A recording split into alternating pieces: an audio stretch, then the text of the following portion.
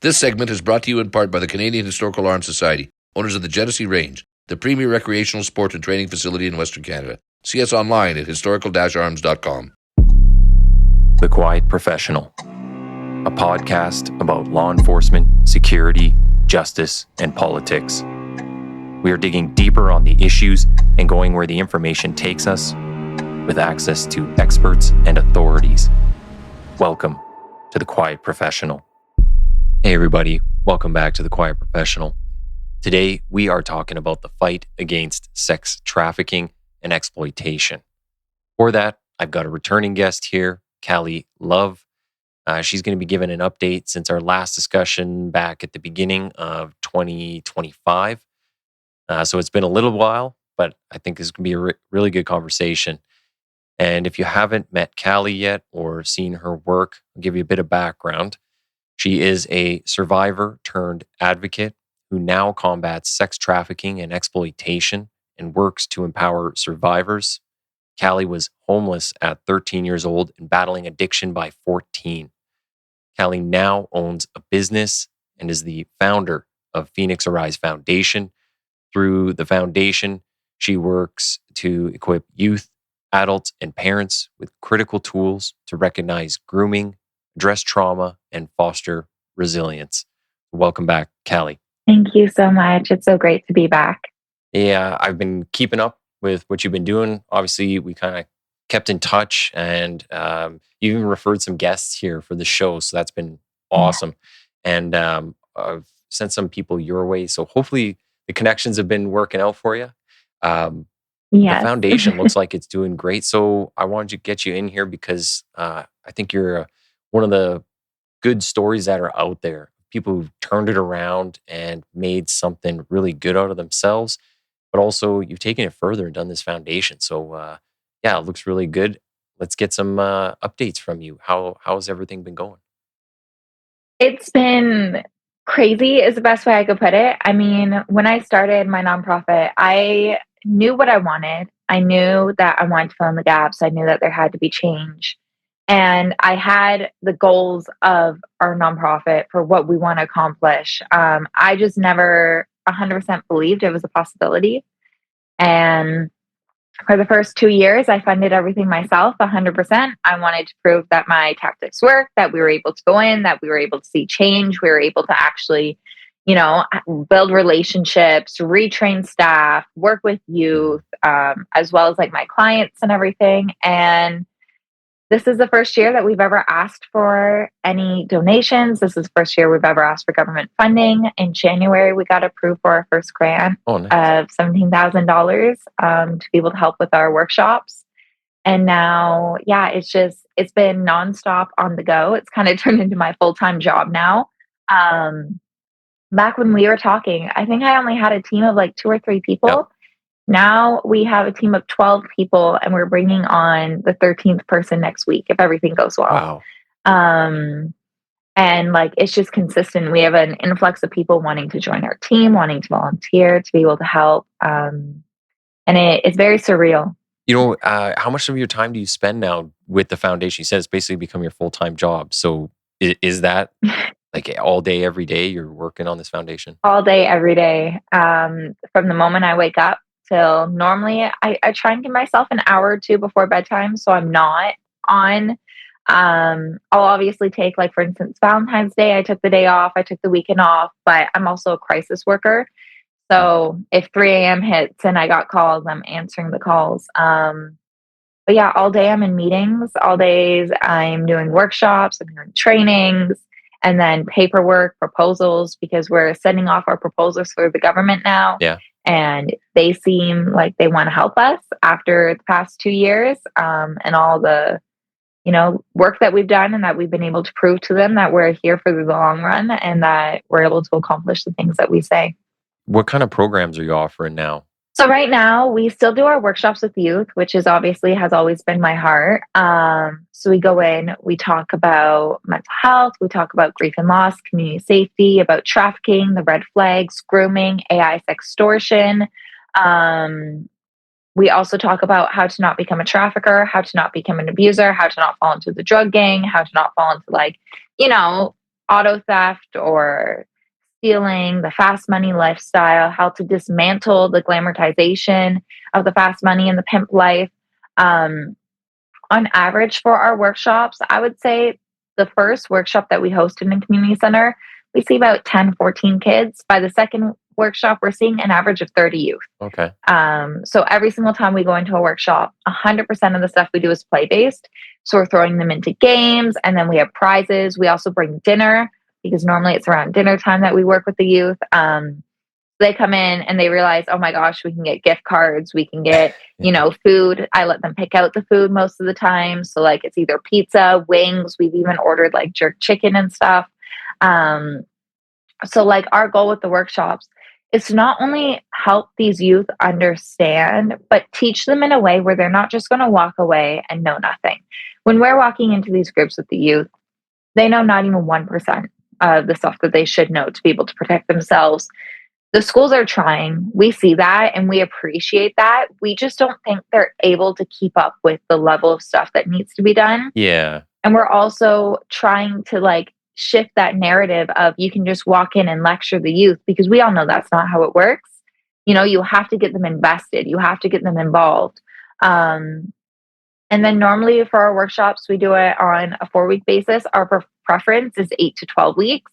But a lot of times it's very hard to be able to get that full 8 weeks or 12 weeks. And then, through our workshops, we also look out for youth who need extra help, whether that's with grocery cards, shoes, clothing. Sometimes, like if we notice a youth is struggling, we try not to make them feel like they're being called out, but we're like, hey, if you need anything, let us know.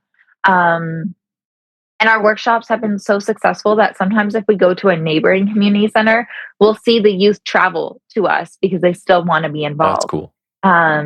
And like they still reach out. And then we also look for youth who need extra support for like peer support, crisis support workers, therapy, lawyers. I guess that would be a good measure of like how the program is doing when you get those people who come back to you, who follow you, but want to work with you again, right? Like that's a real measure of success. Where do you get these kids from? Like, are they just referred to you from schools or parents, or like how do people reach out?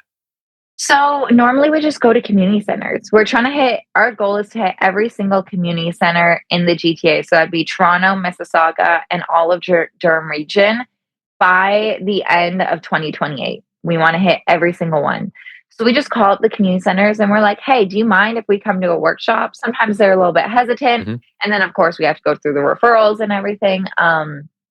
But they already have youth who are there for either basketball, drop-in, swimming, who just hang around the community centers, because community centers have always been a hub for these youth. Yeah. Okay. How are you finding? You said, mentioning the government, you got a grant approved now. Is there any in particular person that you work with there, or is there some way that you kind of managed to crack that ice and get in there? So with the government, we are so lucky. We have 2 government relations people on our team. We have a volunteer and also a board member. And last year we had met with, I think it was over 70 MPs, MPPs, ministries. Mm-hmm. So we did our introductions. It was like in the very beginning of the year last year. We told them what we were doing. We told them what our goals were. And they were like, okay, well, why are you meeting with us? Are you looking for funding? I was like, no, I just want you guys to hear my name. I started going to all these events, shaking hands, as I call it, shaking hands and kissing the babies, getting to know everybody. And then this year, as soon as our government relations started putting out the emails again, everybody was so eager to meet with us because they already knew us. They already heard about us. A lot of people have also kept up. I didn't know that. Oh, really? Okay. Apparently, they're like watching my LinkedIn. They're watching our Instagram. And my name has, I guess, kind of been shared throughout different things. Yeah. Like the Toronto Police works really close with us. We're partnered with the Durham Regional Police, Durham CAS, Durham Victim Services. And then we work with a lot of the shelters. Like we work with Covenant House. We work with a bunch of the other shelters as well. So we have found it's so easy to build those relationships with the government, especially because like the people on our team for government relations, one is a veteran officer who she used to be the security detail for a lot of these politicians. Oh, wow. Okay. And then another one. That's a good in. Exactly. And then our volunteer on our team, he volunteers with all the government officials, and he's been doing this for 10 years. So he has become such good friends with all of them. We really just hit the jackpot. I hear all the time from other organizations how hard it is to build those relationships. And that's another thing we do. If there's an organization out there that needs an introduction, that needs help, we also help. Just because I don't know where I'd be without our team. Yeah. And yeah, everybody on the government is so sweet. Everybody's so willing to want change. We've talked about the Human Trafficking Act that came out. Every single time there's a new bill coming out, I'm having government officials message me, like Bill C-16 that just dropped. They want my opinion on it. So we're able to bring this through to our team, all of our survivors that we work with.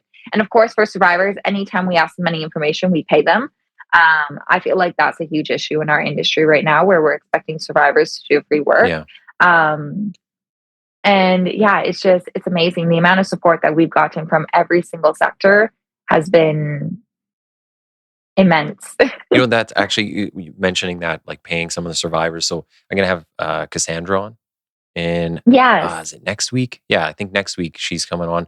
And obviously that's one of the things that she's working on, we'll say, with some people. Do you find that's been a big issue? Like, have a lot of people come to you and said, like, hey, people are just using us for our stories. What's it called? Like, they're getting trafficked in just a different way now, and their stories are getting used?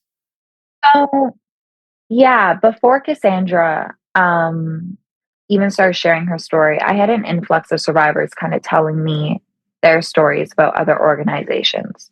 And because of that, like, I have removed myself from so many organizations quietly just because I see what they're doing. And this is messed up to say, but like, I kind of wish I started off as an employee in the nonprofit world so I could speak out. So I could be like, this is what happened. But it's not my place because I haven't gone through it, and I can't share people's stories without it seeming people being able to point to who it is. Once Cassandra started sharing her story, I remember reading her lawsuit, and just like, it still makes me so emotional. Like, I just felt so devastated for her. And not just a sense of like, oh my gosh, I can't believe this is happening again. The fact that like, this has gone on longer than I've been alive, right? This has gone on longer than I've ever been in the industry. I've talked to so many people. And unfortunately, like, I've talked to people in government who have been hearing about this for over a decade, over 15 years. And not only are these organizations, especially huge organizations that are funded by the government that you think would have these like barriers in place to prevent this from happening, not only are they just going and using survivors as like their goose egg, their golden goose egg or something, where they're getting all this funding, but then they're bringing on survivors, getting them to volunteer or signing them to contracts that basically that organization owns their intellectual properties now and their story. And then the organizations will start doing things like, well, hey, we're paying you money. We're able to, fund you so that you have a roof over your head. So you need to do this for us. The amount of abuse and power struggle that I'm seeing, and especially after Cassandra's story came out, I was sharing it all the time. And I had so many people like message me and be like, hey, I wanted to reach out to you before, but you seem so close with this organization. I didn't know that you would support us. Okay. Which gave me this like, it felt like my heart absolutely broke. Like, it felt like a kick in my stomach. I was just like, I'm out here trying to be that support. And our entire team is 110%. We put survivors first. We don't care if we're going to get blacklisted, as it's been called now, where organizations are refusing to work with other organizations that support these survivors. We don't care. We're here to support the survivors, and we're here to help them. There is no reason why we should be supporting abusers. And yeah, it's just devastating to think that working with other organizations can scare survivors away from getting support because they don't trust anymore. And also, I've spoken with the government. I've spoken with many members of the government, from Doug's Ford team to the chief advisor of human trafficking. I'm working with multiple groups of survivors right now who are trying to push for legislation, which it's going to be very hard. But it doesn't end. Mhm. And to make it worse, you have these nonprofits who are getting away with it publicly, privately, everything else. But then you have the charities who are also privately funded, who are doing a lot worse to survivors than you could ever imagine. Oh, really? Okay. And because they're privately funded, they're almost untouchable. And because it's not considered illegal. Yeah, I think that would be hard to prevent, I guess would be the word. Especially so if your organization goes to work with another one, I mean, you don't really know all the behind the scenes of like who's funding Yeah. them and what they're attached to. I think all you can do is like you take them at face value. There's a little bit of trust there. You grow a relationship and keep building that. But if you do find out something that you're not comfortable with, or you think is totally offsides, or it is criminal, it's like, hey, we're backing out for these reasons, and you also document it because documentation is key, especially nowadays with all the transparency and things. Yeah. So yeah, I can understand like when you kind of get told those things by some of these survivors, they say, oh, I thought you were close with this organization. Like, well, I was for these reasons, but I didn't know this was going on. And now that I do know, we're making a change because it's your reputation on the line. And you don't want that. And that's more important than a lot of these other things, even money. Even for me, it's like, even for our reputation, I less care about that. And that may sound horrible because obviously we're supposed to be an organization, but I never want a survivor to finally feel like they're able to reach out and then not reach out because they can't trust a single organization. Yeah. Because they know these organizations are going to re-exploit them. And that's what it is. It's literally these survivors are being exploited time and time again. They're forced to live the life as a survivor. They're not given the opportunity to, go and do amazing things because the entire time they're just sharing their story again and again. The trauma, the pain, everything that they went through is now making money again. Yeah. For somebody who could care less and they disappeared tomorrow. Mm-hmm. Because they'll just find somebody else to do it. Yeah, that is super sad. That is unfortunate. It is out there, but yeah, I'm glad we got people looking out for that, like yourself. I'm wondering, do you have like can you quantify the amount of people that reach out to you? Do you have like a number? Do you see, is it increasing? Like, is it good on that side of things that people are coming forward? But then I guess the flip side to that is there's just that many more people who need help. I kind of think of it like, I remember back in police training and they would show us kind of like a map of where they had all these people accessing child abuse material online. And it's just like a pin drop in a city. And then you click on the city and it opens up and it's like the whole city's just covered in pins. And you click a neighborhood and that pin opens up into more pins. And you just see like the explosion, the exponential growth of like just how bad it is. And you're like, well, I'm glad someone's watching this, but the more you dig, the more you find. Like, I mean, it's good in one sense, and then it's kind of soul crushing in another. So, but what have the numbers been like for you, and what has that kind of meant to you? So for survivors, basically just on being exploited. Well, anyone reaching out to you for help. Okay. We'll start on the exploited part by organizations. Before Cassandra's story came out, I would say I had about 8, maybe 10. Since then, I've had over 20 people reach out to me, which just numbers that we could never have imagined. For support wise, last year, I don't remember how many we had, but this year alone, we have had this year alone, we've had almost 30 new people reach out and access our support. Wow. And we're in February. Yeah, we're only like, 6 weeks in now? Basically because we had started sharing that we don't have a wait list for therapy currently. And And I made, I'm not posting about it, but like to specific people, I'm like, hey, if you have anybody who's on a wait list, because right now the average is like a year to a year and a half waitlist time Yeah. for a therapist. And then you get 6 to 8 meetings with that. That's doing nothing for anybody. And then we've also had multiple groups of survivors reach out asking us to find them legal teams as well. And then for clients, for myself, and for our crisis and peer support team, this year alone, I think I've added myself 4 more survivors and at risk to my caseload. Wow. So we're seeing the numbers pick up a lot faster. And very soon, like we're going to have the wait list times. So we're like obviously asking the government, like, hey, we need more funding. We need funding for this. And we're doing grants, but the majority of it is just through proposals right now because the different ministries and everything that we've met with, they're like, just send us the proposals and let's see what we can push through.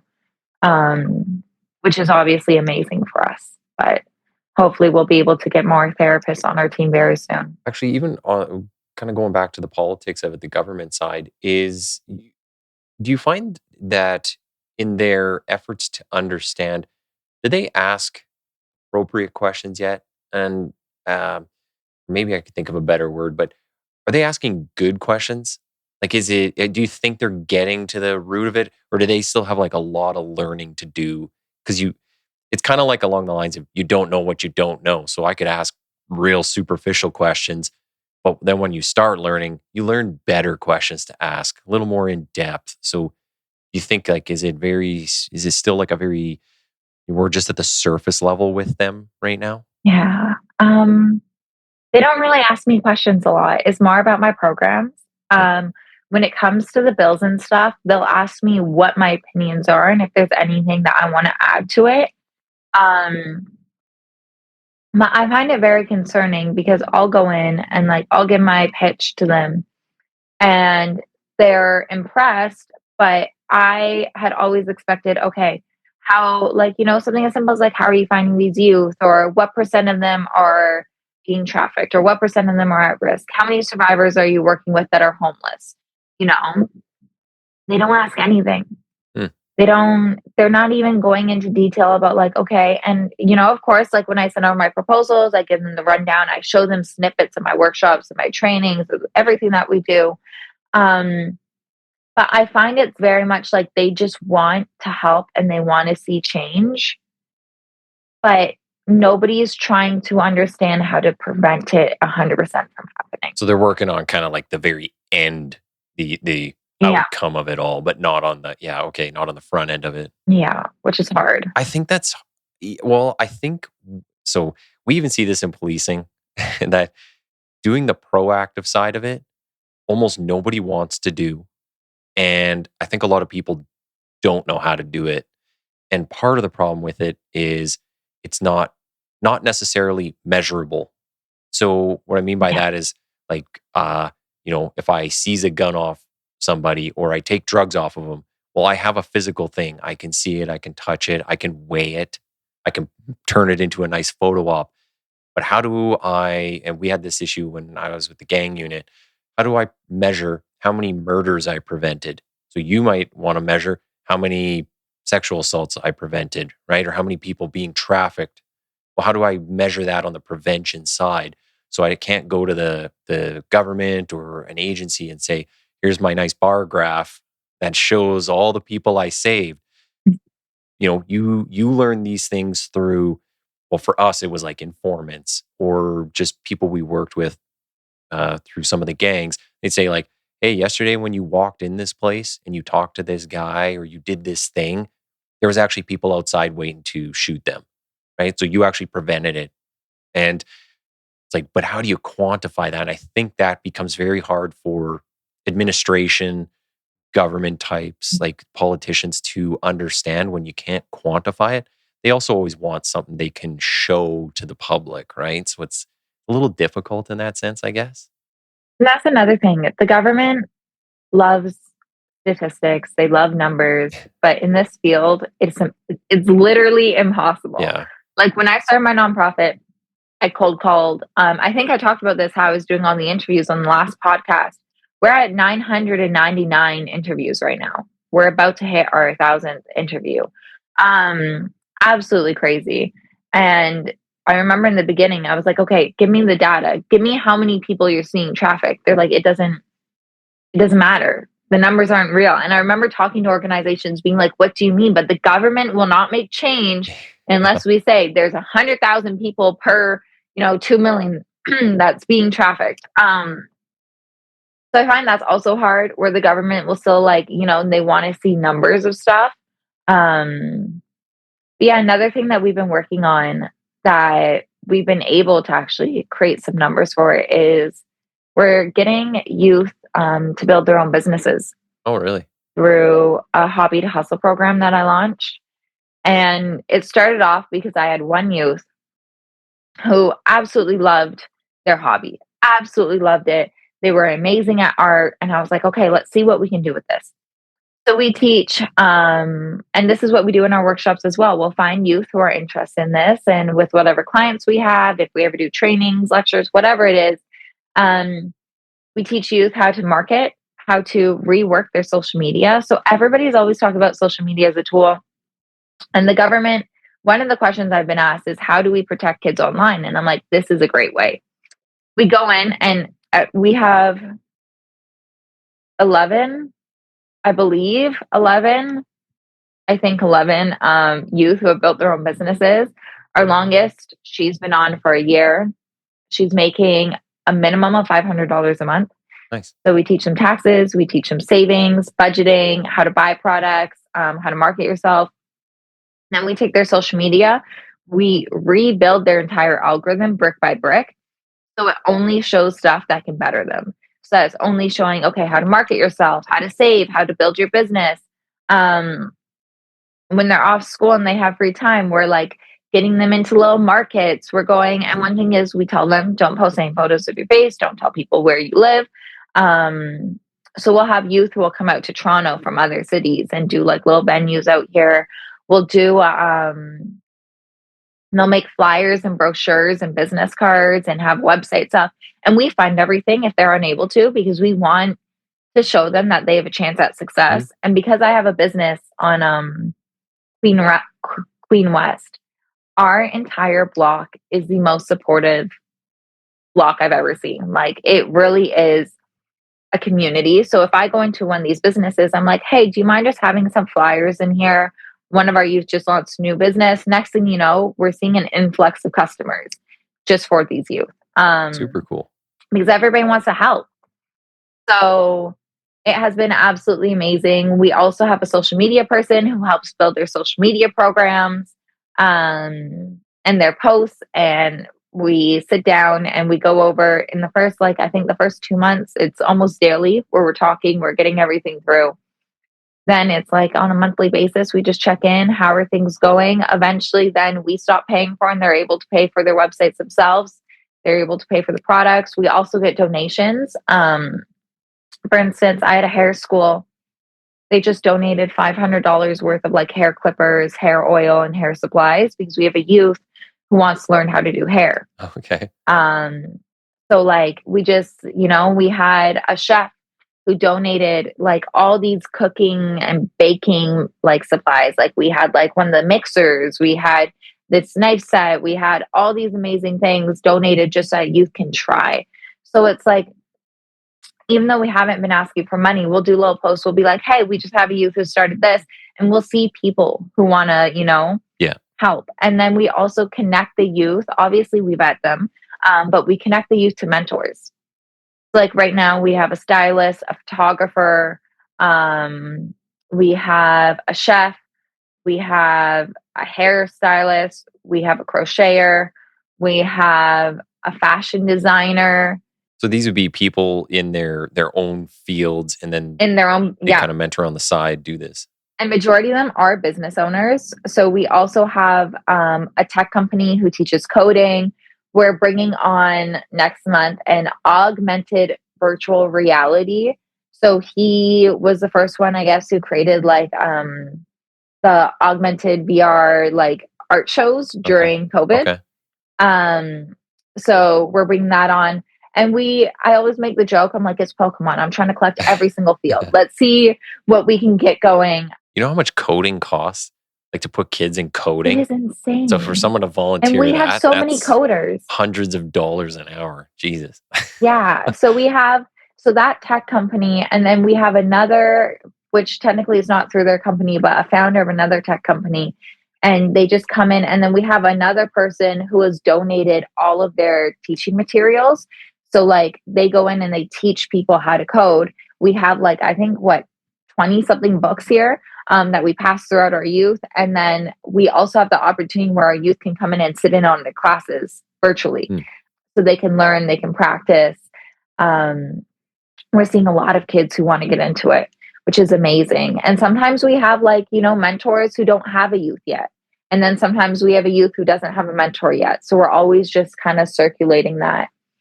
It's amazing. And then we have an app that we're launching, which ties into our Hobby to Hustle program.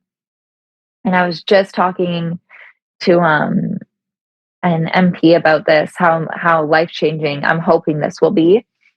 So like I said, we focus on trying to fill in all the gaps. One of the gaps that we're seeing is nobody can find a job. Yeah. And if a youth magically finds a job opening, you have to have 10 years of experience to be a barista. Like it doesn't make sense anymore. So we're launching an app, which the best way to call it is all these businesses will be labeled as like a safe place where the youth can go and drop in, hang out at, have water, have coffee. So they're not hanging out at the McDonald's. They're not hanging out, at the mall where all these predators are. We go in, we train the staff how to look out for predators. We have community officers who come in, build rapport with the youth. And then we're going to have something on our app where it's going to be a red light, green light system. So if the green light is up, that means that work is available. And basically any youth can come clock in and they'll be able to use on their resume our app. We'll be able to track their hours, what businesses they did, what they liked more. The youth are also able to rate the businesses. And then they'll be paid for it. We want to work with parole officers so that they can get community service and actual jobs as well. And if, let's say they prefer something over money, like an Uber gift card or like clothes or let's say lunch for the next 2 weeks, that sort of thing, we're able to work with the businesses on that.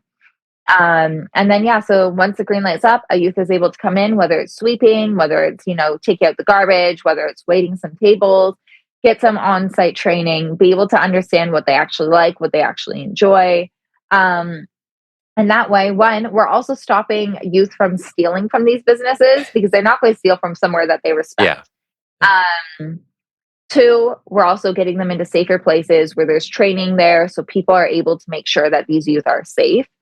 Three, it's amazing because now we're opening up that job opportunity. And then our goal is if a youth keeps on showing up to this business and keeps on doing the work, they're going to get hired and they're going to have first dibs on that job because they're able to show like, no, I show up, I do the work, I do it on my off time, like I'm here, I want to do this.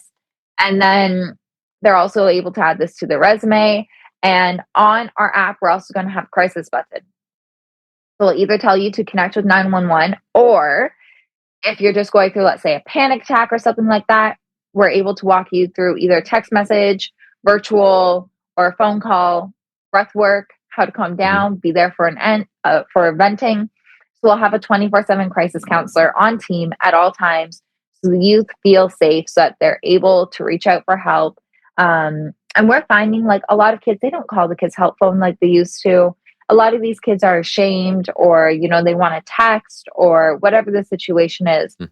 So we're getting, we're hitting off 3 things there. And then, like I said, we're also going to have community officers coming in. The staff will also be trained if they see somebody who's depressed or being abused, they'll be able to reach out for help. We'll be able to connect them to therapists, a psychiatrist, legal team, donations as well for like Dress for Success sort of things. They have clothes for job interviews. And it's amazing. I hope you have all that stuff written down somewhere. That's like, Yeah. you got a lot on your plate to set all that up. For our app, I pitched it during a meeting. And the tech company I was meeting with was like, we're going to 100% fund this and we're going to get this out. So we're hoping by summertime, but I understand with app development, there's always pushback. So we're 100% by 2020. What year are we in?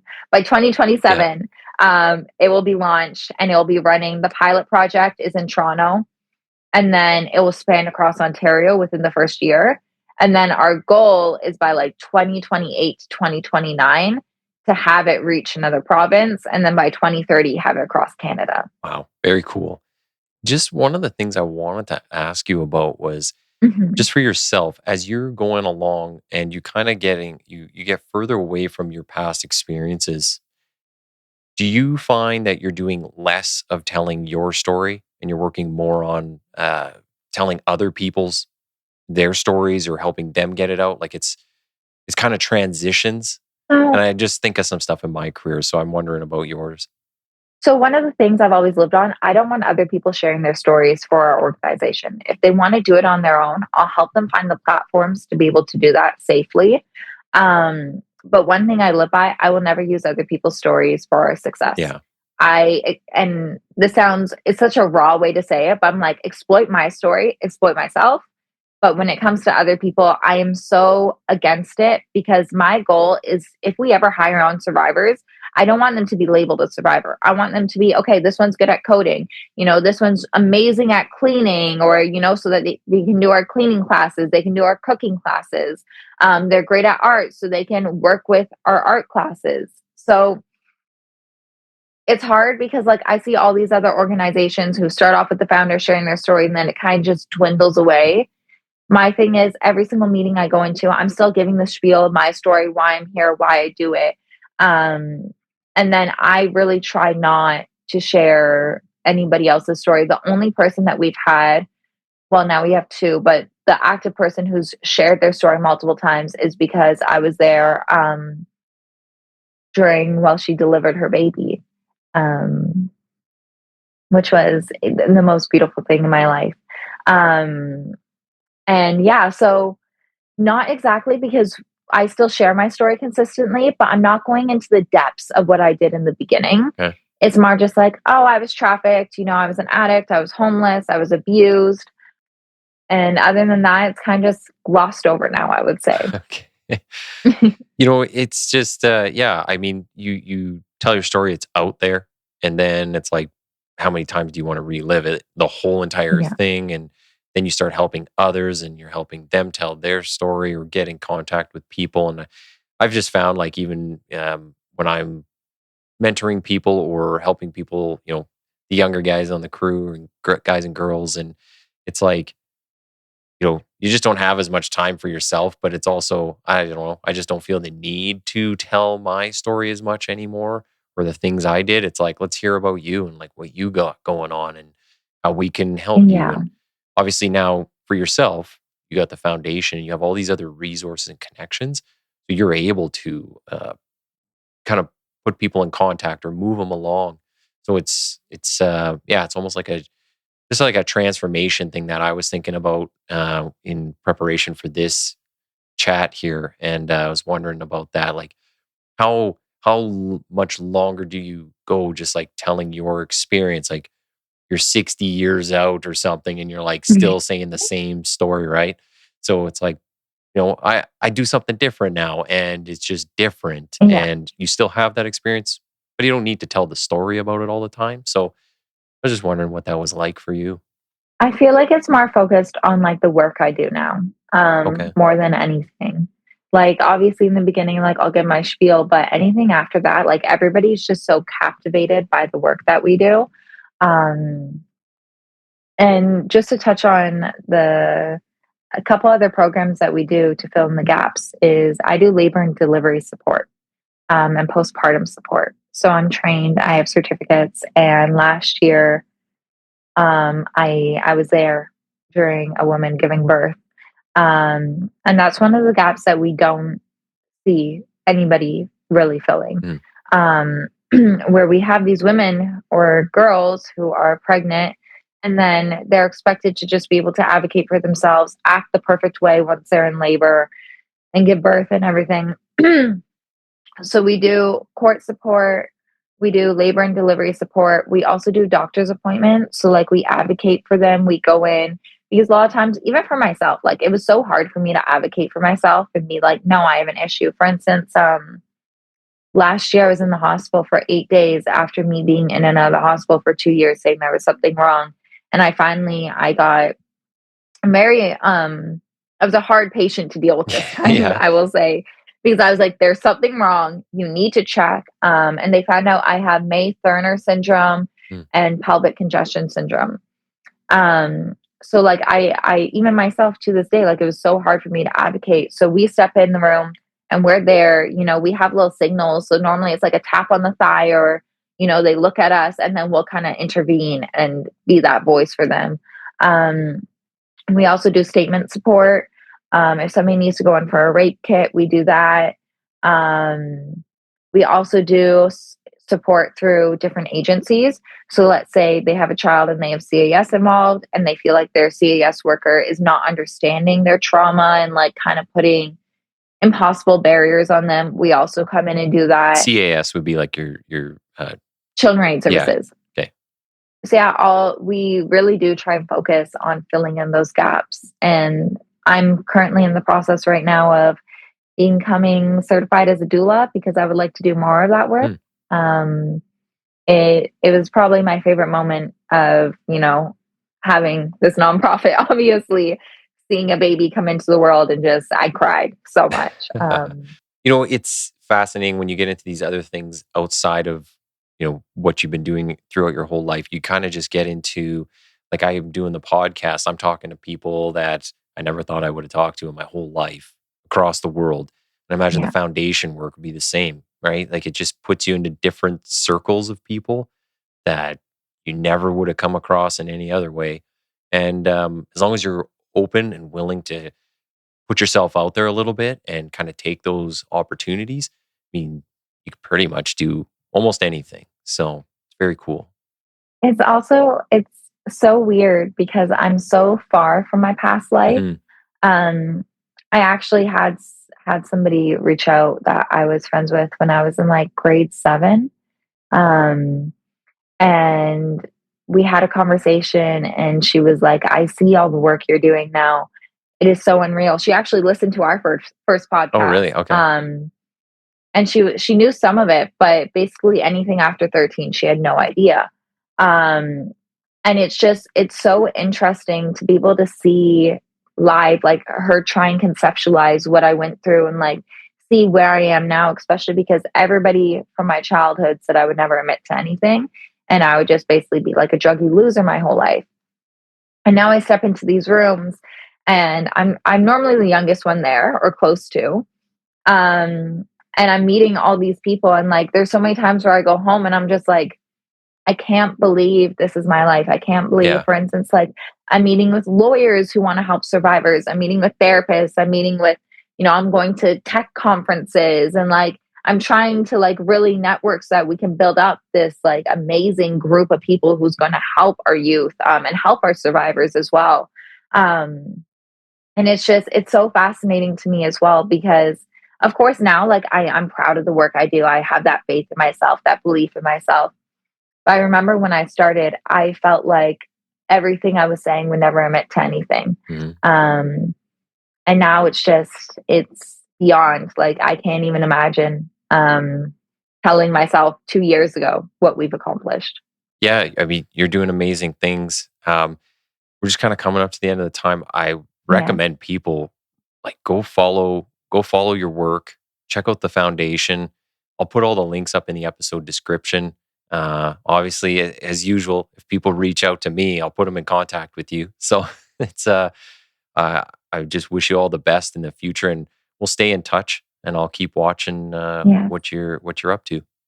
And then we're also, one thing before we end, we're also sending out proposals to the government right now to hopefully get our center funded. So if everything goes well with that, I would love to come back on and share all about the center because it is going to be the first of its kind, and I'm so excited. But as always, thank you so much for having me. I'm so happy to be able to come back and share the updates of what we've done, and I'm excited to share again what we do in the future. I'll say to just end on, you in a year, like just over a year's time, I find that, you obviously have grown. You're way more confident in how you talk. And I think you, like, it's just the change. You can see the change and it's very impressive. So, I mean, Thank you so much. congrats to you on all this stuff. Hang on the line for 1 second and we'll just Yeah. chat offline. Hey, everyone. Thanks for listening in and following along with the discussions. Be sure to click the follow or subscribe button on your respective listening platform. Also, check out the Quiet Professional on X and Instagram under TQP780. And most importantly, please share where you can. Everyone has a part to play in getting these education and information pieces out there, so pass it along. Thanks again.